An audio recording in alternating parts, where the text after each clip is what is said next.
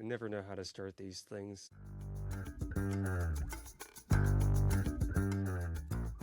Hey, welcome everyone. My name is Jared Reiser. With me is Charles. We're hanging out and just chatting about some AppSec stuff. How's it going today, Charles? It's going good. Enjoying everything in the cyberland. Um, Somewhat. It's some days are hit and miss, but to quote one of my managers, every day is a blessing. Yeah. So, yeah. Yep. Agreed. Um, yeah. One of the things I guess we have some things written down. Did you want to touch on how we met? Sure, let's start with that, dude. Let's introduce ourselves, and I don't know if actually a lot of people know the finer details, other than about me as I'm a crazy owl guy, and that's I think pretty much.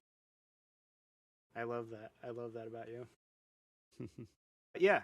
So yeah, I'm Charles Bickle. Some people call me Charlie. Also use the moniker Hacks Guy online. And I've been doing like application security for just under 5 years. Um, and yeah, right when I was starting my career, uh, I was I was interacting a lot with this guy, um, Jared, on well at the time it was Twitter. Back when it was Twitter.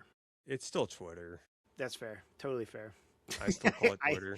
I hate If that. you're I hate the new name. I think it's if you go to twitter.com, it works. hey. If That's you're actually that's a good point. So yeah, I was interacting with this guy quite a bit. My wife volunteers at a wildlife rehabilitation center, and she was coming back from volunteering.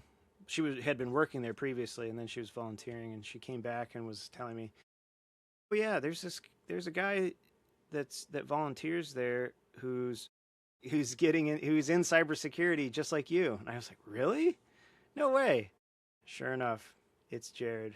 Jared was has been like it's such a small world. We live in like basically the same town almost, and yeah, what a funny thing. Yeah, we've been good And friends I've been for a couple interacting years with now. him for like on Twitter before I even knew him in person. So it's cool. It is a small world, and that was crazy. I don't believe at the time I was like purely in the cybersecurity realm. I think I was still in working at like DevOps. I did security stuff. Like I think every position kind of has security roles embedded into what they do now. Like at least some sort of prioritization of like at the time like I was dealing with Nessa scanning and patching and everything and making sure things were secure. So like that's kind of like the premise that I'm referring to. But I was diving into cybersecurity. I was big into like the try hack me, hack the box stuff, and it was really interesting because I remember just the conversation her and I had um, around like you and how we're getting into this, and I think you beat me to the punch on getting it hired into cybersecurity Oh, before I did. oh, Uh, so I'm not by I'm much. I'm 4.5 years in cybersecurity now, like officially, like as a penetration tester, 4.5 years so far. Yeah, I'm basically the same. Yeah, that's awesome. Yeah. So, what like I don't think I've ever asked you about the owls before. So, how did you get involved with volunteering and why owls? Why the birds in general? Um, I have always been a massive fan of the birds of prey. I've always loved owls. And I remember when I started volunteering, I actually didn't even do any sort of animal rehabilitation. I had a position where I would walk around the park and do like clean up trash and provide assistance. Like I had CPR training, medical training, and I would be there if somebody like was injured. I would call in, report any issues, and I did it for like a year, and I really wasn't vibing with it. I wanted to volunteer, but what I ended up doing, and it's honestly the exact same thing that I got into cybersecurity. It's just I went and I said, "Can I do this thing?" And can I come volunteer and help these birds of prey? What does it entail? What does it take? And went through a review process, did the application thing, and started off like, I got in, and at the beginning it was cleaning water bowls and giving them fresh water, learning how to give them food and everything. It's always been disgusting. I don't think a lot of people understand, and I never really showed this on any of my social medias, but it's flat out disgusting, some of the stuff that you have to do to help these animals. And it's fine, I like doing it. Like we're talking about, like, their water bowls or sometimes their toilets. And I'm I am not the biggest fan of like feeding them. You can probably tell their diets are all protein based, and that has definitely had a impression on me over the past 10 years of volunteering, because I got into this around 2016, and that has been a quite a roller coaster. But cleaned up water bowls and cages, and they have like a little rake that I will use to, like, kind of, I joke it's like a Zen garden, I clean up was the just thinking about area. that. It's like a Zen garden, so I'm just like underneath them, and I'll like go there, and I'm like, I'm just relaxing, and I'll be like, all right, this looks nice and clean, and then they'll just start dropping, and I'll go into sometimes the hose and clean off their walls, clean off their cages and everything. And then it became doing all that, but it stacked to doing giving them medication. And I remember I would always be super giddy if they were like, hey, Jared, can you go grab one of the owls or one of the hawks and bring them in for medicine? Because I would then get to hold them. And that was like always this big thing. And then it was after years of this, then I was trained on the glove, and I became somebody that can actually like call them to my glove, hold them, and they'll hang out there. And then I ended up becoming somebody who would train other people to hold them on the glove. So it's been like this spiraling process, and then I get to evaluate other people and all this stuff. It started off with just cleaning up, bird droppings and giving them food, to now physical therapy, medicine, and being a handler, which I've done the handling for, like, I feel like 5 years. It's the only reason people even know me at all. Like if I go to DEF CON, I had people walk up to me and they're like, hey, you're that owl guy, aren't you? I'm like, yep, that's it. It's cool. That's fine with me if that's how people want to know me. I'm just happy people recognize me and like talk to me about it. It's always super fun. I'm trying not to get super giddy about it, I guess. Have you made any stickers or anything for DEF CON? I I have this guy so far. I ordered a few more, so I don't. This is probably coming in backwards, but it's a No, it's SQL good. injection. It's good. Yeah, the hello, my name is admin, single quote, and 1 = 1 for SQL injection with my website, alhacku.com. I ordered slightly bigger ones too, with a rounded corner. Um, I really but like yeah, it. I have about 50 of each, so I hope some people want my stickers. I really Uh, like that. I'm gonna see if I can. Wait, when is DEF CON? Next month, right? it's in 2 weeks from Never now. mind. Then never mind. I was gonna say that would be cool if I could find like an angry owl sticker and get you some. But Oh, maybe next time. Maybe for after DEF CON. sounds good. Um, You should come to DEF CON some point I sometime. I know this yeah, is probably too close, but like maybe next year. It's a may, fun time. yeah, maybe next year. I uh I I don't know if I can handle like all the people. So Mm. I'll have to prepare myself mentally. Yeah, exactly. Well, speaking of DEF CON, uh you're giving a talk at DEF CON, I believe. I am. I submitted a couple to AppSec Village, got rejected, all good. I felt like this is my first time submitting talks to DEF CON and some of the villages. So I'm like, I didn't know what to expect. Some part of me felt like, maybe I'm just not prepared for this. So learning experience. But a friend of mine reached out after I posted, I got rejected, whatever, it's all good. Next, maybe next year. And uh, I sent over one of my talks because it was on using Frida to bypass security controls for iOS application Hmm. because it was something I did on a pen test, and I wrote out like all the snippets of it. Like, hey, I want to talk about, I can explain what Frida is, look at some of the scripts I wrote, talk about kind of the cool stuff around it. I have a 30-minute block. I don't know when my talk is. Hoping it's like on a Friday to kind of knock it out. Uh, but yeah, I'm Yeah, excited. I'm looking forward to it. And that's one of those areas that I've always wanted to like actually dig into, but I just never have taken the leap. So maybe your talk will be my first try at looking at some mobile app stuff. Maybe this is a good segue, but do you, with the rise of like AI LLMs, have you been seeing more like vibe coded mobile apps? And what have those have? If you have what are those like? Not necessarily like the mobile apps, the web apps, 100%. Well, we that's what I've been seeing as well. Lots of web apps. I like I say, I don't do.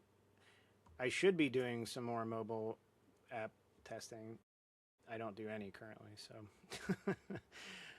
maybe in the future. Um, yeah, where did you want to go? Did you want to talk about? Um, do you want to talk about some mobile app stuff? Would you like to talk about courses or inserts or content that What are you you enjoy? feeling, Charles? What are you feeling? I'm open to whatever, man. How about we have a list of questions that we've kind of created. Let's start at this one. What is the scariest thing that you have seen on a web application? Be of Oh, let me think about this. anything. Think vulnerability, misconfiguration, CVE. My answer might surprise you. Yeah, go ahead. I have to think about this. Even though I think I've probably talked about it before, but I can't remember. I am going to cop out on this one. What is the scariest thing I've seen on a web app? Um, Not the nicest thing, I'm going to say, but I want to speak the truth. Um, I think the scariest thing I see is client negligence. That being reporting findings on certain applications. I have been told, and I will reiterate some of the things that I have been told are features, not bugs, not security risks, not vulnerabilities. We purposely put that SQL injection into the search field to help users that know SQL to retrieve data. That is not a feature.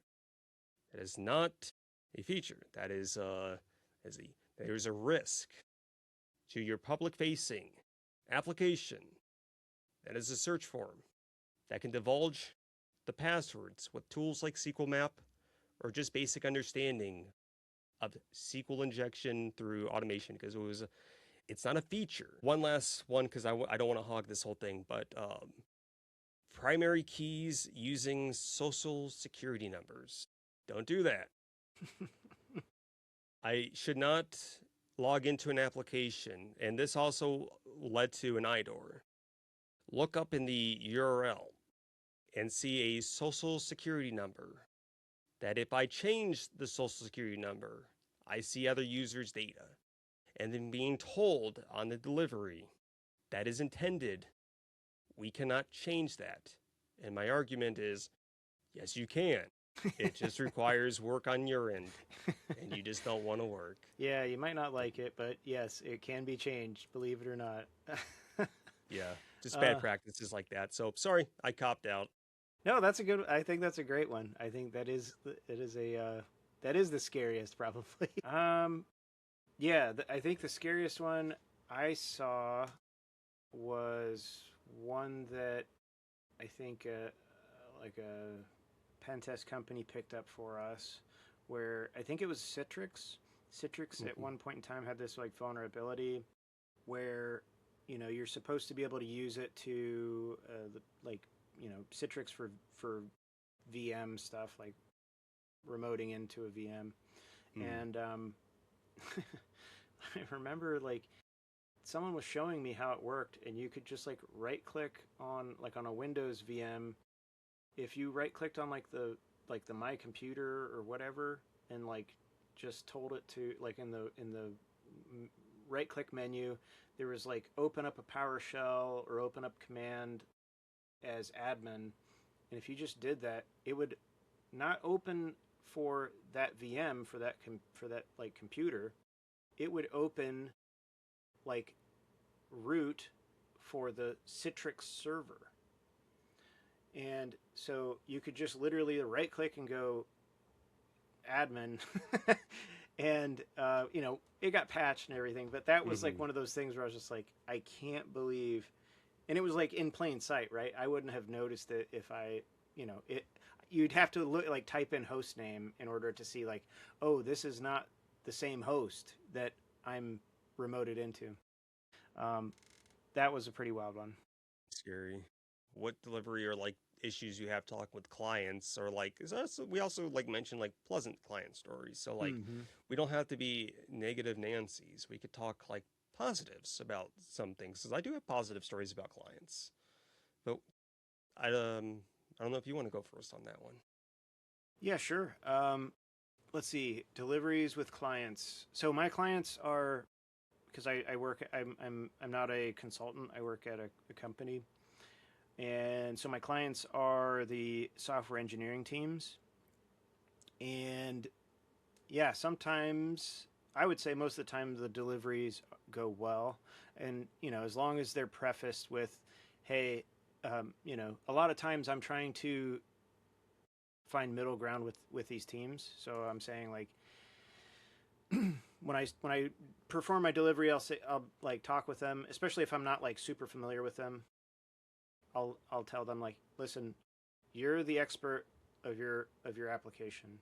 I'm just looking at this from the outside. So if there's anything in this report that you see that's not applicable, or that you want to talk about, that we might be able to like lower it based on the context. You know the context better than I do because you know the application better than I do. That tends to work really well.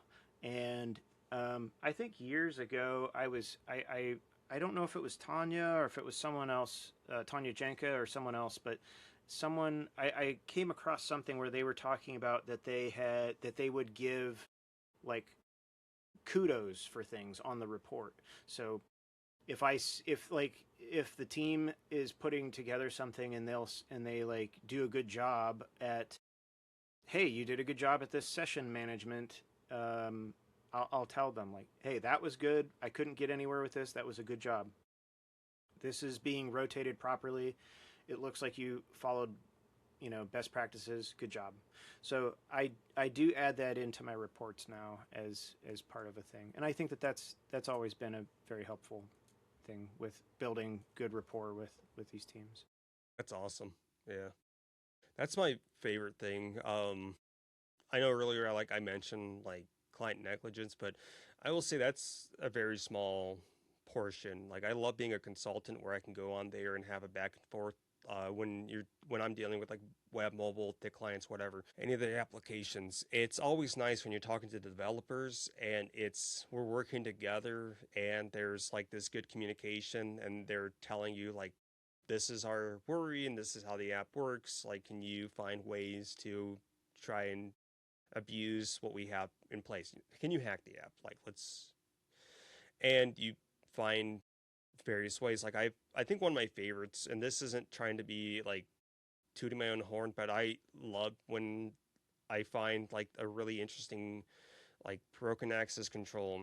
I remember like one time I did find a application where I used I found I think it was either like param or some way I found like this blind parameter that if you injected into it you could then edit a user that just was created on the site to become administrator and then compromise the application. Developer told me we've had this application tested for like years. Other companies, nobody's ever found this. Like, what did you do? And that's a good cure for the imposter syndrome for a day. Mm-hmm. Um, and that's like when they're super appreciative, appreciate that like you helped secure their application, you found the bug that just couldn't be found. Like I think a lot of times people are expecting these to be like vuln scans, and I like to really dive into just what the application wants to do and kind of perform surgery and burp using all the HTTP requests that are coming in. So Yeah.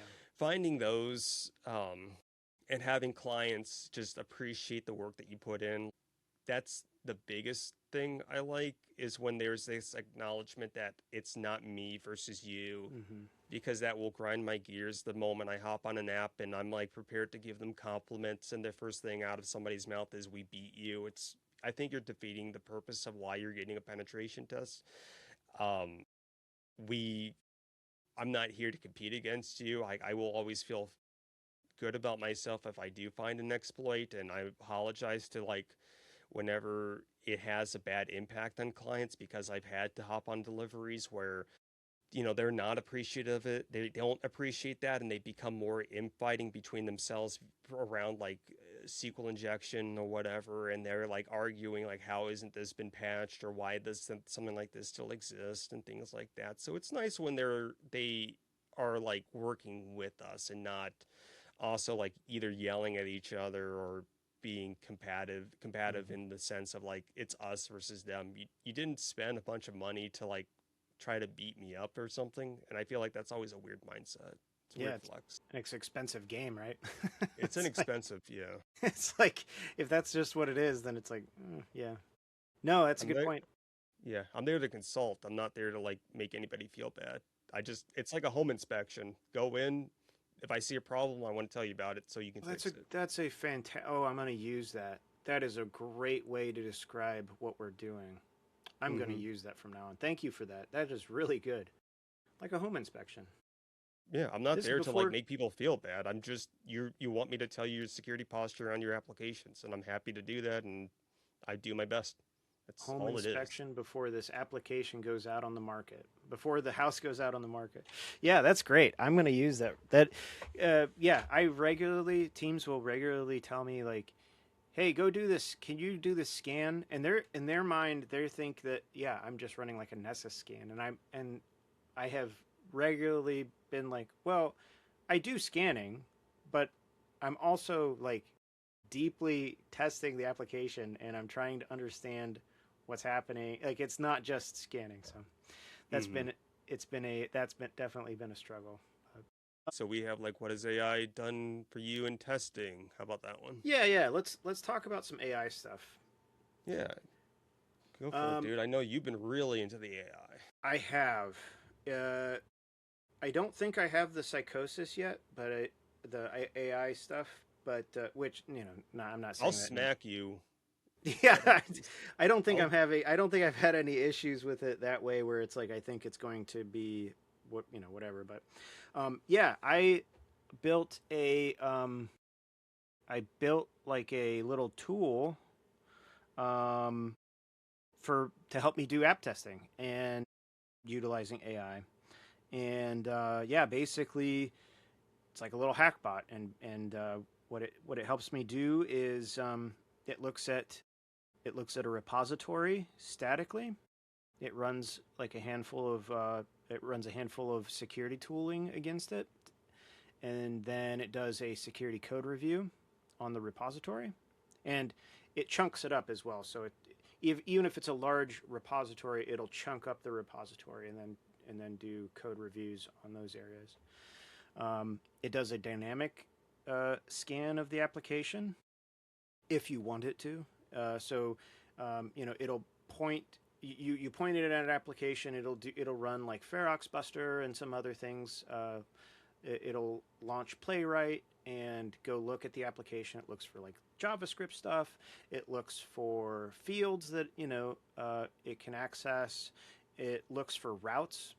Part of the running Ferox Buster is to just get an idea of like the directory and the routes that the application, like what does it actually look like, and then um, it saves all that information to a SQLite database, and then I have a set of agents. I have a coordinator agent that functions as like a senior or staff pen tester or AppSec engineer, and it looks at all that data in that database and then makes decisions on it.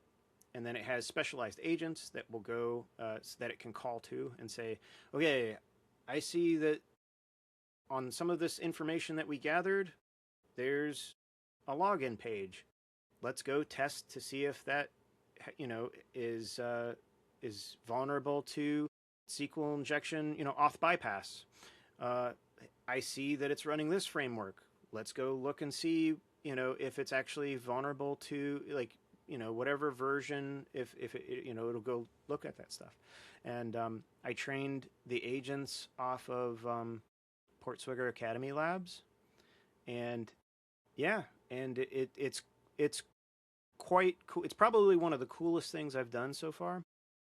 I use it a lot. I use it on like a daily basis when I'm doing pen tests. And the cool thing is it finds stuff that I would maybe like miss or skip.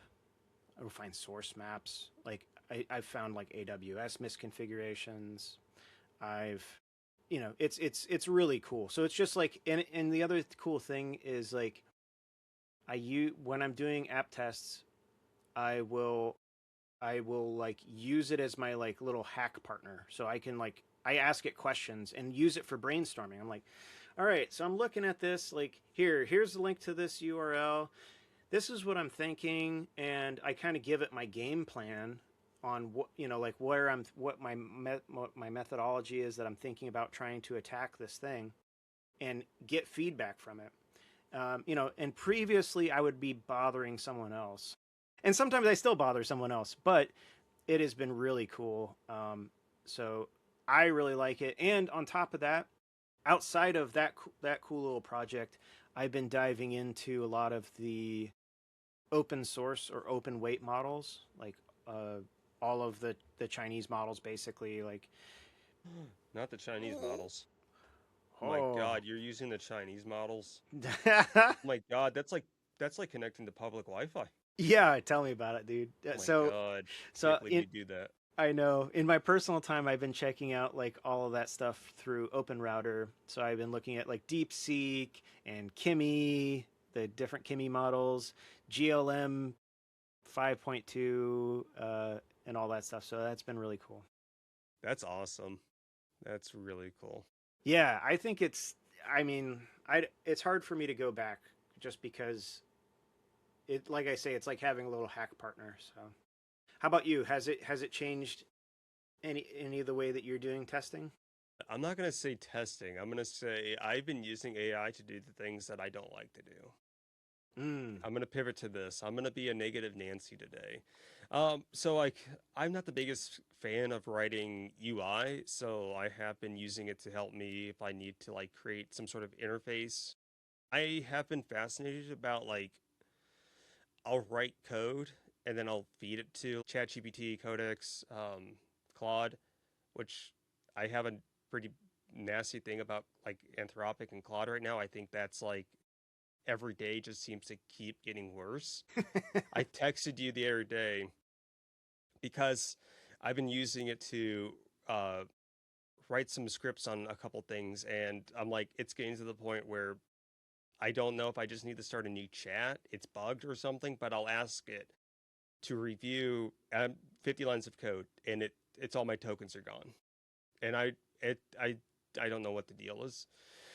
But anyway, I don't want to like get chewed up in the comments about like, well, be honest about what you're doing with Claude. Like, no, I legit gave it like 50 lines of JavaScript, and maybe that's why the tokens got used because it was in JavaScript. But Dude, it's man, like it's a legit thing, and we're so we're experiencing it at work where we're being very careful because we're trying to budget, and dude, you got to be careful like on the different models that you use, the effort levels hmm that you put into it, you have to and like study that stuff, and yeah. it's I get it. Like, Hmm. it's I'm just gonna put the blame on me just No, to be no, out there about this. that's an Anthropic thing. But Uh, the cost stuff.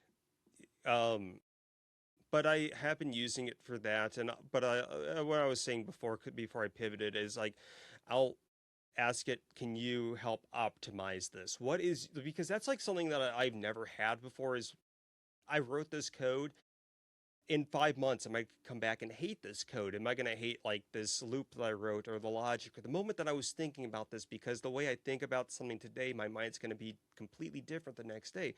And I just have been using it to like say, how does this look? And I'll get like different perspectives and I'll kind of update how I'm writing code.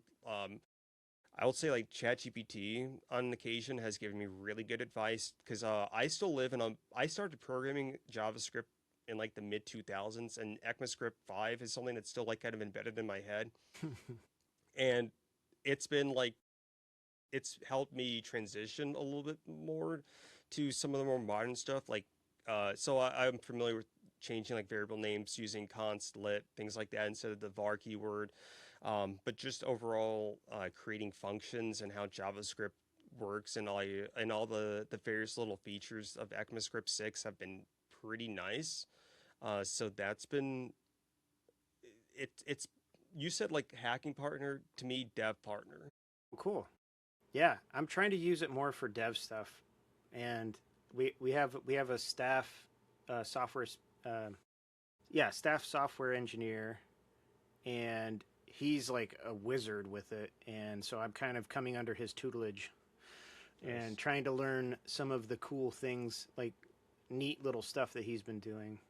And actually, in my spare time, I have like this old broken. I don't know if you can see it very well. The keyboard is actually like, because I had Nice. dropped it at one point in time, and I have I let the agents go wild on this thing, and Hmm. so I gave it full. I gave like On your Lenovo ChatGPT. ThinkPad?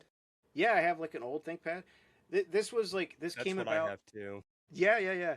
This came about because I watched John Hammond's video where he Hmm. like used like a little Linux machine, and I Hmm. thought, yeah, I've got like an old laptop, so I've given my agents like full access to do whatever they want on this machine, and then I remote in and then give them commands. So I'm like, Okay. hey, I want you to, do this, and I'm just testing the waters that way. And then as far as like development stuff, um, I've been spending time learning how to really utilize uh, like really build good agents and processes so that as I'm doing some development with like with AI, um, what's the rigor, like good Hmm. good software engineering rigor. So Sure. yeah, That's all right. pretty cool, dude. And you're doing something with, you have it on your laptop as well. Yeah, I have a llama on my Nice. ThinkPad to play around with that. I think this is, we mentioned this earlier, you and I had like this conversation, but I think one of the things that kind of terrifies me around AI right now is I think this is the moment to, if you haven't started learning about it, to dive into it because I foresee in the future it becomes more expensive. I think the hot topic that I'll say is I think we're going to be moving away at some point from like the free open chatbots where people are just burning the resources to have ChatGPT spell check their email. Mm-hmm. Guilty of that. Like I'm not going to throw shade. I'm guilty of that. I just feel like that is going to become AI's got to become profitable at some point, and somebody's going to burn me like, well, no, it's like it's there's X, Y, Z, and certain contexts around whether company A versus company B and the people making it are being profitable. Mm-hmm. That's like a really heavy conversation that maybe we should have at like its own thing. But I guess to keep a long story short, I would say like right now it's the perfect time to start learning AI before it becomes less accessible. Let's say less accessible. No, I agree. Right now, all the tokenization is subsidized, and yeah, it's going to just can get more expensive. In fact, Anthropic just lost a big, gigantic lawsuit for like stealing copyright information. So I think it was like 1 point something billion dollars. Anyway, people that I know that wrote books for, oh gosh, now I can't think of the book, the book vendor. Doggone it. O'Reilly? O'Reilly. People that I know that wrote books for O'Reilly are getting like they're going to be getting like $3,000 to $5,000 checks. So yeah. Um, Okay. Dude, do you have a favorite certification that you studied for, or like training platform? yeah. Okay. So the I have I have some certifications from what used to be eLearn Security. I Mm. think that they used to be great. eLearn Security was pretty cool. Maybe outdated, but like solid stuff. Really, really enjoyed it. I saved up like a lot of money to be able to buy their courses and take the web app course and certified pen tester course. Um, Now they're owned by INE. I don't know how good they are now, but back when I had taken them, I thought it was great. Really learned a lot from it. Feel like every time I would take an exam, it would be really hard and challenging for me, and then I feel better each time I took an exam. Like even if I failed it or whatever, I'd feel better about it. The other the other stuff I haven't taken. Um, oh yeah, the other certification that I took that was quite good was from Hacktricks. So Carlos Mm. The Poplop. I the can't remember AWS one? the AWS hacking course. He has a whole series of them for cloud stuff, and I think he just came out with a Linux privilege escalation course. I think, Nice. and I'm I hear that he's also building out some other courses like attacking Kubernetes and stuff like that. So um, that course was quite good, and uh, I learned. I mean, I had basically no experience with AWS previously, and it got me from zero to hero. And now I have fantastic notes. I could go and break some AWS stuff anytime. Nice. That's awesome. How about you? My favorite so far is Hack the Box Academy. Mm-hmm. I did their web one, these um, certified web exploitation expert, or the specialist, not the there's the more advanced one. It's not that one. I just wanted to try it out. Like one of the hard parts is, in order to do their certifications, you have to knock out all of the modules. Mm-hmm. So more or less, that's been time consuming for me. Full time job, family, trying to come home and cater to that. I'd love to just do the exam. So that would be my one critique. I wish they gave you the option to just knock out exam. I get the concept. They want to keep it more reputable in that regard because they're not monitoring people at the time of testing like OffSec does, which they are terrible. I don't like OffSec. So Hack the Box is a ton of fun. The Academy because they have great web content, mobile, AI, Wi-Fi, internal. Hack the Box Academies is incredible. Something that I'm really interested in trying out is TryHackMe has released a bunch of source code review stuff. So um, they have ones for source code review on PHP, .NET Framework, Python, and I think you know this about me. I love reading code. Um, so I'm really interested in going through these TryHackMe modules. They look a lot of fun. Code Review Lab, something that is on my channel pretty often. It's just something that hits that little dopamine of reading this code, finding a vulnerability, and it's relaxing. Sometimes I just like to create video content on that or just hang out and read some of the code. I did do INE's stuff as well, and it is unfortunate that they have tumbled. I keep thinking certain companies are going to come along and kind of topple OffSec off its high horse. I feel like at this point, though, I feel like certifications are great. Um, Maybe this is a pivot point. Stop me if this is going too far, but certs are great. They get you through HR, but real project-based stuff and creating something that you have passion in, being blogs, YouTube channels, creating your own tools, reinvent the wheel by all means. Reinvent that wheel, put it on a GitHub, and talk about why your tool does the thing that it does. You have Fuff, GoBuster, Derp, They all do file directory brute forcing. It's a completely reinventing their wheel, but with somebody's own spin, their language, and performance. I think when people come in and create something and explain why they created it, what it's doing, if you find a way to exploit like deserialization, create this tool to help find request smuggling, SQL injection, whatever, and you write it, you document it, you create research and stuff around it, that is 100 times cooler to me than the OSCP. And I don't want to discredit people that got the OSCP. I Yeah. don't.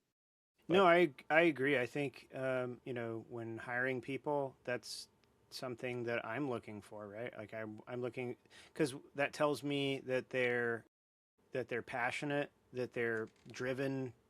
You know, we want people like that, similar to us, that are aiming for excellence in the area and learning new things. mhm. So when someone has their own project or their own, they have evidence of like I'm studying this thing or whatever. I think that is super cool. And like as far as like certs, yeah, I agree. They're probably good to like get past HR. They, I find like if you, I do tons and tons of research, and so like I will research like if I want to take a course or a cert, and then if it is something that like will actually help me learn something, I'll take it. Like I took an Mhm. AI attacking AI course in maybe like a year and a half ago, and uh, this was by Arcanum Sec, Jason Haddock's company, and uh, awesome course. And at the time there really wasn't anything like it, and so I learned like an entire new like attack path, attack methodology against AI systems that nobody else at my company had, right? So I was already like ahead of the curve, and in that regard. So Yeah. yeah. The learning materials the valuable portion of it. The learning material is the value. Like actually learning the stuff is the value, and you know it. If it's just to get like a piece of paper, that's fine. But I agree, it's not as cool as like being able to show that you actually are doing something, you're learning something, you're building something, and that you have passion for it. So everyone, we're gonna wrap it up here. Thank you to those who joined. Hopefully you found some enjoyment from this video. Charles, thank you so much for hanging out. Let's do this again soon. Thank you.